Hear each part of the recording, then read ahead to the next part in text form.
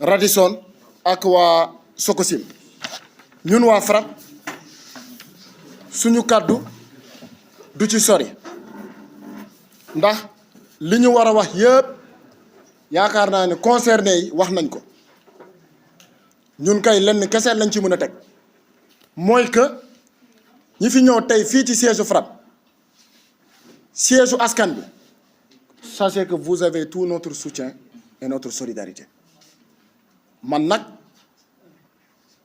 je parle en tant que délégué aux revendications populaires bu FRAPP suñu xol neexul parce que yàgg naa ko wax booy analyser situation fexeel d'abord yow nga inverser rôle yi nga ne ay bu doon man la nan la doon demee man de yéen a ma mën de ndax récit glaçant bi ma mujjee dégg nii ci kaw hôtel Radisson bii bu dee man maa fa nekkoon ah li ngeen def nii góoma ni ndax est-ce que man mënoon naa ko tenir loolu mooy wax ji wax nga fi sànq Omar lu am solo le gouvernement de PASTEF bi ñu leen di fal c'était pour ñu régler ay problèmes loolu mooy wax ji dañoo waxoon ne ko ay problèmes ñoo fi nekkoon donc ñoom bi ñuy jël mbir mi c'était pour régler ay problèmes donc tey bu ñu ñëwee en 2025 ñu gis ni que ce sont les mêmes problèmes moom mooy ñëwaat nous on se pose la question à savoir c'est quoi le problème bi lan la kon est-ce que problème bi nekkul système boobu mais bi ñu doon wax dafa mel ni le système est encore là ndax lu ñu yëg nii lii mooy impérialisme daanaka le système est là moo tey nag suñu mag jooju suñu camarade boobu moo ko doon wax nee na l'impérialisme est un mauvais élève da nga koy dóor nga wulli ko nga yaakaar ni que daw na mais mu ñëwaat Thomas Sankara moo ko doon wax dafa mel ni loolu moo fi am c'est comme si c'est-à-dire impérialisme bu ñu doon xëy ci temps wu ñoom Thomas Sankara boobu ba tey moo fi nekk mais cette fois-ci dañ ko defee neneen maanaam légaliser ko changer méthode mais loolu moo fi nekk ndax bu ñu toogee tey la direction turque parce que il faut que ñu wax ñoom ma ne ici c'est Sénégal ici c'est Sénégal ici c'est chez nous ici c'est Sénégal au nom de quoi une direction turque di comporter wu comme ay temps colonisation kii ni au fait ce n'est pas normal gaañ lañu waxante dëgg soit dañoo nekk ci révolution wala nekkuñu soit dañoo nekk ci jubal jubbanti wala nekkuñu ci loolu mooy wax ci parce que au nom de quoi une direction turque nekk fii ci Sénégal di jàppee ay doomu sénégalais comme ay mouchoir di jàppee ay doomu Sénégal comme ay citron mais loolu du dëgg du yoon derrière chaque entreprise bi ngeen mënta gis fii c'est parce que y a la sueur des travailleurs bu dul loolu amul donc liggéeykat yi dañ leen war respecter et si on ne fait pas attention xam nga ci lan la ñuy mujj d'après configuration mooy bu ma gis nii mooy que les travailleurs là la cheville ouvrière dañ leen di laisser à eux rek c'est-à-dire on va se retrouver à la situation bi nga xamante ne on va plutôt parler que kan moo war a dugg fonction publique ak kan moo warul dugg kii ni offre fonction publique après les travailleurs on va les laisser à eux-mêmes te loolu ñun duñ ko seetaan liggéeykat sonn na mooy bii yaakaar na yépp gis ngeen ko léegi en fait ci ñun liggéeykat sonn na liggéeykat damm na liggéeykat kay taay na il y a de cela quelques mois le gouvernement en place ñoo fi waxoon pacte social mais pacte social mënul nekk ci lii c'est ça la réalité en fait mënuñu wax pacte social au moment où des sénégalais ñoo ngi gis seeni droit ñu ngi koy piétiner di ko bafouer te kenn waxul dara parce que mbir mi du ay raño kese mbir mi soit da ngay appliquer wala appliquer wu parce que ici c'est Sénégal je le répète nous ne sommes pas dans un territoire étranger fii Sénégal la te li nga xamante ne mooy ñu ko ñeneen fële donc ñun mais waruñu ko accepter fii au nom de quoi Radisson mais imaginez-vous sànq ci wax ji 39 jours ñun dem nañ fa pour xool mais man yaakaaroon naa ne sax mais problème bi kii nañ ko mais réglé nañ ko parce que tout le monde quand même est témoin oculaire ou bien auditif ku ko gisul mais dégg nga ko wala gis nga ko sax ndax mbir mi moo ngi ci TikTok yi moo ngi un peu partout et on continue toujours enfermé de garder enfermé de silence mënul nekk lu ëpp tuuru nag lu ëpp tuuru te waruñu ko mën a seetaan. C'est comme si dañoo nekk ci éternel recommencement. Problème yi ñu doon dénoncé démb loolu lañ fi dénoncé waat encore. Quand je prends l'examen de King Fahd Palace, un dossier qu'on a soutenu, wax nañu conférence nañu marché nañu ba tey rien. Le système est encore là, gagne. Le système est encore là. Et ce système-là, on doit le combattre. On doit le combattre. Et le combat, c'est des actes. Conférence de presse, tu la bok. Te conférence de presse, tu la bok. Manifestation pacifique, tu la bok aussi. Nous n'avons pas. Si le gouvernement en place, voilà ces patrons vaillous là, ces patrons brouillettes, ñi nga xamante ils sont là que leur propre intérêt xalaatuñu liggéeykat yi bu ñu yaakaar ni que ñun dinañu bàyyi ñoo ngi nax seen bopp du ñu bàyyi. Sococim je croyais que lii dépassé woon nañ ko au nom de quoi ay groupement de travailleurs jóg pour simple syndicat nga leen di buntu xataal au nom de quoi. waa Sococim je vous donne la jurisprudence de Cimenterie du Sahel. Cimenterie du Sahel fii la ñu ñëwoon ñu ne doo leen am syndicat dañoo xeex ndax dañ koy faral di wax kuy bëree daan mbir mi loolu la tamit Thomas Sankara moo ko woon wax nee na l'esclave bi nga xamante ne parewul maanaam pour que yow na nga bàyyi. te yéen nag waroo leen bàyyi du ay intimidation moom moo war a tax au fait mais ngeen bàyyi syndicat dina am par force doole mbaam. c'est pas des choses yi nga xamante ne dañ koy négocier ah non non non non on ne négocie pas c'est pas des choses qu'on négocie pas. Le code du travail est très clair. Est très clair. Chapitre 8, le ministre a commencé de la liberté syndicale. De la liberté syndicale. C'est un droit. Droit, on l'arrache. Par force dans les mbam. Et depuis un certain temps, des patrons voyous, qu'est-ce qu'ils font? Ils mettent en place une stratégie. Ils exploiter pendant des années. Nous passons ce système d'intérimaire-là. Le code du travail, c'est un code qui date de 1997. Mais même si c'est un code qui date de 1997, mais il y a des textes. Et ces textes-là, on doit les appliquer. Les patrons sont libres. Ils n'ont qu'à renvoyer. Wante bu ñuy renvoyer nañ ko teg ci yoon. Maanaam bu ñuy renvoyer nañ ko teg ci yoon. Ndax buñ ko tegulee ci yoon dinañu gatsam ñoom ba ñu tegaat ko ci yoon. Loolu mooy wax ci. Ma répété waat ko. Si les patrons brouillettes, les patrons voyous qui ne respectent pas le droit des travailleurs, ne respectent pas le droit des travailleurs, ah non, non, non, dinañu gatsak ñoom. Dinañu gatsak ñoom ba ñu tegwaat encore mais ci yoon. Loolu mooy wax ji. Ñun nag suñu wax nag mais du neex. Ah oui, l'Assemblée nationale dañ leen di interpeller. Mais c'est quoi ça? Une Assemblée nationale qui ne prend pas en charge les difficultés des populations. Est-ce que ci lii lañ leen doon xaar? Non, je suis désolé. Mbir mi ça ne doit pas se résumer uniquement à dire oui, jubal jubanti. Le jubal jubanti aussi, ça doit être des actes qu'on doit poser. C'est ça la réalité. C'est soit nous sommes dans une révolution ou bien nous ne sommes pas dans une révolution. Et ce système-là, on doit le combattre coûte que coûte, quitte à ce qu'on y perde notre vie. Et c'est un système qu'on doit combattre. Mbokk ñi da ngay wax dëgg boo waxulee dëgg da ngay fenn. Le FRAPP n'a pas changé et ne changera pas. Ici, c'est chez vous. Ici, c'est chez vous. Si le gouvernement ne peut pas prendre en charge ses propres enfants, c'est au peuple sénégalais de prendre en charge ses enfants. C'est ça la réalité. Ah oui. Dama ne dañuy nekk sotti révolution wala nekkuñu ci révolution. Parce que nañ ko waxante rek. Tu es nommé ministre, tu es nommé DG, et tu te retrouves dans un milieu où c'est le même système qui était là, bi doon combattre du temps au Macky Sall moo fi nekk encore. Comment est-ce que tu peux faire des résultats? Mënul nekk. Tu prends le cas de King Fahd Palace, Racine. Et dans le Sénégal lan la xaar mais ci Racine. Et on peut changer, mais on ne veut pas changer. Bu fekkee ne Racine moom moo dakk des pères, mères, soutien de famille ci King Fahd Palace. Est-ce que Racine bi toog nii il va reprendre ses travaux? Du leen jël, c'est ça la réalité. Et ce système-là, on doit le combattre, gagner. Liggéeykat sonn na liggéeykat damm na liggéeykat tay na mbokk ñi ici c'est Sénégal. Je le répète encore. Le président Bassirou Diomaye Diakhar Faye, il n'a qu'à décrypter ce message-là. Parce que oui, On se rappelle très bien, en 2022, 2023, 2024, si ces jeunes-là étaient sortis en grande partie, c'est parce qu'ils avaient espoir à ce gouvernement-là. Et l'espoir-là ne doit pas être noué. On ne doit pas éliminer, on ne doit pas étouffer l'espoir que ces jeunes ont porté à ce gouvernement-là. Parce que tout le monde espérait et pensait que c'était un gouvernement révolutionnaire. Et si nous sommes en révolution, si on est un très bon révolutionnaire, mais il faut poser des actes. Et je le répète encore, le système est encore là. Et ce système-là, on doit le combattre.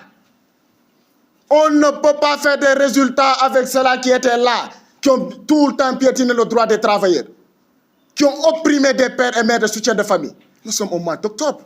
À cette heure-ci, comment se fait-il que des parents ont fait un piquet, ont fait de grève pendant 39 jours et on n'en parle pas? Et on n'en parle pas.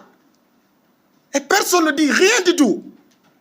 Et si tout le monde se mettait à la place de ces travailleurs-là, nous sommes en 2025. Un groupe de travail qui demande à mettre en place un syndicat. Et c'est des licenciements, c'est des harcèlements. Ça ne peut pas continuer. Gagner. Vous êtes ici au siège du FRAPP. Et le siège du FRAPP ne va pas changer. Ah oui. Souko Djare la wax te buñu paré ci lool lañuy waxtané dinañu gatsa ak ñom ba mu sef sap te buma waxé gatsa dañ koy tek ci gatsa tek ko ci yoon lu may waxé non ci gatsa moy que Radisson puisque ñom ñoñu téré nelaw dinañ leen téré nelaw buñu paré nañu waxtaan nañu déposer une lettre d'information parce que dëkk bi tamé ci yoon lañu nek yoon mo ñu may ni ko bo amé li la metti am nga droit organiser manifestation. Te dinañu déposer lettre d'information pour dem ci buntu hôtel ñom sen hôtel bi waxuma la mo ci Radisson bi de ci benen hôtel bi fofu lañuy taxaw protester parce que c'est notre droit le plus absolu lolu moy wax di gagne. Le message le plus fort moy que gagne que tous les travailleurs, ce n'est pas pour rien qu'on vous a regroupé ici. Il y a 3 groupes de travailleurs et il y en a d'autres groupes de travailleurs. Nous allons faire un seul bloc ndax bantu balé ben kese bokay dam akay yomb mais bu balé bi yépp la. Ah non. C'est sur ça que je vous appelle. Les travailleurs de King Fahd Palace, les travailleurs de Radisson, Sococim et tous les autres travailleurs qui sont dans la même situation, nous vous appelons tous à faire un seul bloc. Oui, parce que c'est ensemble que nous pouvons, c'est-à-dire frapper très fort. Parce que l'impérialisme là, parce que ça, c'est l'impérialisme quand même. Des gens ne peuvent pas quitter chez eux, venir chez nous, piétiner, fouiller au pied notre code du travail. Et si c'était chez eux, c'est sûr qu'à cette heure-ci, ça ne passerait pas comme ça. Donc voici les quelques mots forts que le FRAPP, à travers ma modeste personne, voulait dire. Et je réitère encore la position du FRAPP. La position du FRAPP n'a jamais changé. Et cela ne va pas changer aussi. Dans les jours à venir, nous vous informerons de l'heure à laquelle ce grand rassemblement-là va être organisé. Parce que oui, un pacte social a été signé. Mais on a comme l'impression que ce pacte est en train d'être violé. Parce qu'on ne peut pas signer un pacte et après que des patrons voyous continuent de licencier, d'harceler et de piétiner les droits des travailleurs. Et nous interpellons encore une fois de plus le ministre du Travail. Oui, le ministre du Travail, on l'interpelle directement. Il n'a qu'à prendre ses responsabilités. Parce que ces travailleurs-là, c'est la cheville ouvrière. Et cette cheville-là, on ne doit pas la négliger. Derrière chaque entreprise bâtie de grands immeubles, du luxe, c'est parce que derrière, il y a la sueur des pères, mères, soutien de famille. Du massaw aussi, suñu ñaari jigéen yooyu nga xamantene dañoo avorté. Parce que stress là. Pour un père, mère, soutien de famille, 1 mois, 2 mois, à mon salaire, da ngay stressé. Donc ñoo ngi leen di massaw bu baax a baax. Et c'est des choses qu'il faut obligatoirement corriger. Nous mu gën a gaawee te à la sortie de cette conférence de presse là ñun dinañu xool naka lañ mën def lii laa amoon li may wax ci tuuru FRAPP. je vous remercie. ñu jox kàddu gi directement le camarade député Guy Marius Sagna c'est un membre du FRAPP mais aussi c'est un député dina wax ci tuuru Assemblée nationale aussi mais ci tuuru kii bi je vous remercie.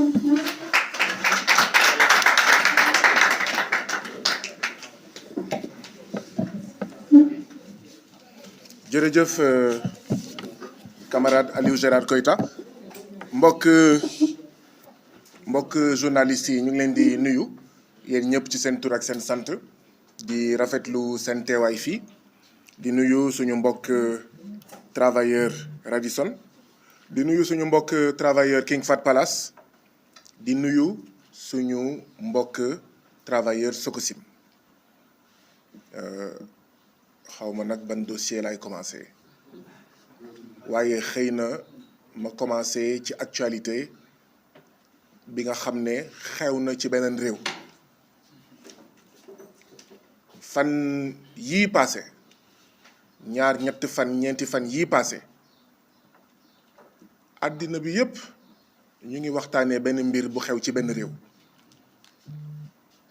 ñu tàmmoon di seetaan ay film di seetaan ba léegi ay film di ko gis ci film foogoon ne mbir mi film dong la ndekete yenn saay réalité bi mën na romb film yéen ñëpp dégg ngeen li xew bërëb bu ñuy woowee musée du Louvre fële ca France ñu ne ay sàcckat dañ fa dugg sàcc fa alal bu dul jeex ci juróom-ñaari simili dong nga doon gis ay braquage à l'italienne braquage à la française muy ay titre film yoo xam ne seetaan nañ ko bi ñuy nekk xale mais dañ doon lii de film rek la waaye si juróom-ñaari simili ay sàcckat dugg nañ musée du Louvre sàcc fa alal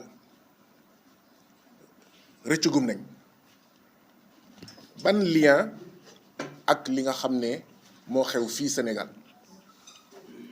français yëpp nag amul benn français boo xam ne nekkul di joytu loolu di naxarlu loolu di ko waxtaanee naan lii nu mu mënee nekk amul benn français chaîne française yëpp journaliste yëpp chroniqueur yëpp citoyen yëpp ñu ngi naan lii moom musiba la France boobu dafa am benn doomam bu ñuy woowee groupe Vika boobu moom Sococim groupe Vika Sococim bi nga di dégg groupe Vika la bokk groupe Vika di doomu France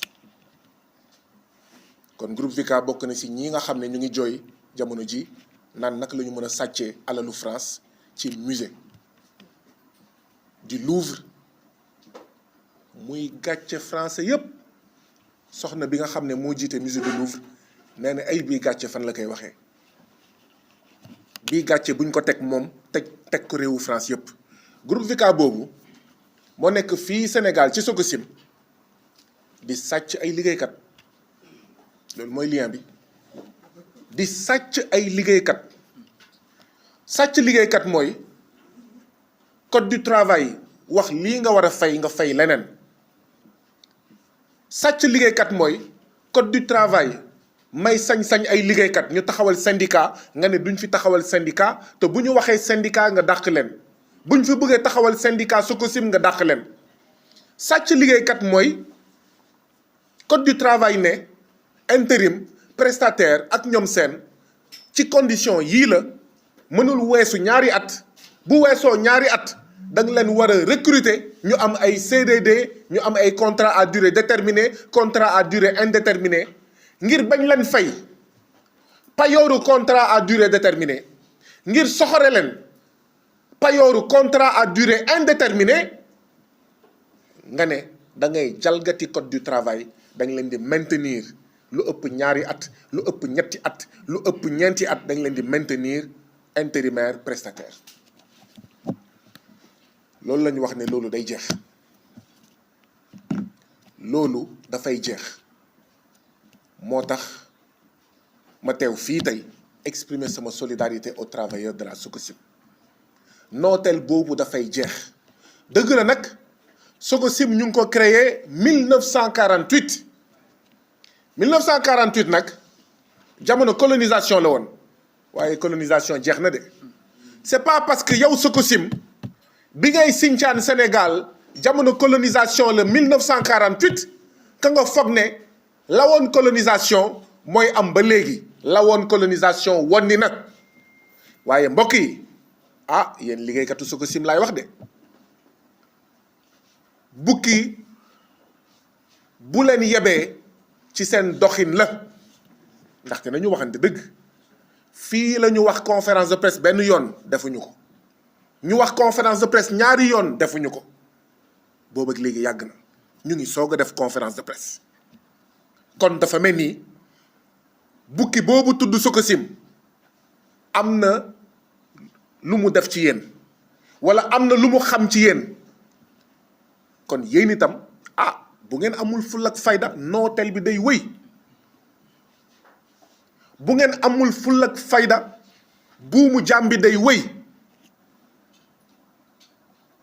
sama camarade Aliou fii la ko waxee fii la ñu def conférence de presse ak liggéeykatu Ciment du Sahel fii lañ ko defee woon niñ koy defee nii tey ñu bëggoon organiser élection délégué du personnel Ciment du Sahel ne ñoo lànk ñoo bañ élection délégué du personnel du am Ciment du Sahel ñu ne leen waxu leen dëgg kuy tere élection délégué du personnel am Ciment du Sahel maamaati maamam juddoogul te nag may nañ leen yéen Ciment du Sahel fii ak ay fan bu ngeen jàppulee bés ñu ngi waajal benn marche buntu Ciment du Sahel teguñu ci semaine ñu ne élection délégué waa Ciment du Sahel ne élection délégué du personnel mu ngi am le 23 août 2025 élection délégué du personnel am na liggéeykat yooyu doon xeex ñu am ndam fu mu nekk ni ñu ngi wax leneen naka la ñuy négocier wee pour seen plateforme loolu mooy fulla loolu mooy fayda ñu ñëw fii recevoir leen yéen waa Sococim ñu recevoir leen fii ne leen dem leen waxtaan ak seen njëgënaay ngeen wax ñu kañ la ñuy def conférence de presse boobu ak léegi mat na ñaari weer. mat na ñaari weer boobu ak léegi ñun laay waxal de bu ma waxee ñun liggéeykat Sococim sama bopp laay waxal ndaxte ñun askanu Sénégal lañu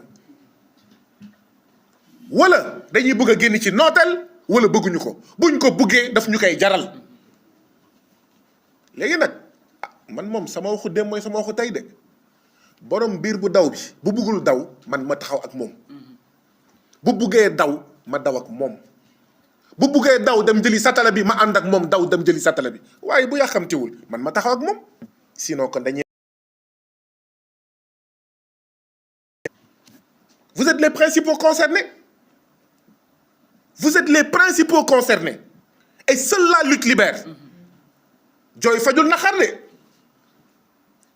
conférence de presse rek fajul naxar waa Sococim ñu ngi ñuy seetaan seen xel ñu ngi am ñaar ndax bii paa liggéeykatu Sococim yi dinañ am fit wala duñu am fit waa Sococim ñu ngi ñuy seetaan ñu ngi naan yàlla bu ñu am fit wala ñu ngi naan dinañ génnee xaalis xool nu ñuy corrompre diw xool nu ñuy tiitalee diw c'est à vous de décider waa Sococim nag laay waxal lu ngeen pare pour def pare nañ ko pour def ak yéen waaye seule la lutte libère buntu Sococim dañ fa war a manifester waaye yéen a fay jiitu ñu taxaw ak yéen mu jeex tàkk ñu yeewi ñëpp buumu jàmm bi dagg pour ñëpp pour yéen ak ñeneen ñii di ñëw wala même buumu jàmm bi bu fekkee ci ñun lay des ñii di ñëw bu ñu amati buumu jàmm au moins ñu am benn ndam ne ok xeex nañ ñun dugaatuñu biir Sococim waaye jeex na tàkk lii amatul donc loolu des na ci yéen beneen bi tamit solidarité syndicale mbokk yi ñett ngeen fii ku ci nekk bu waxee ba pare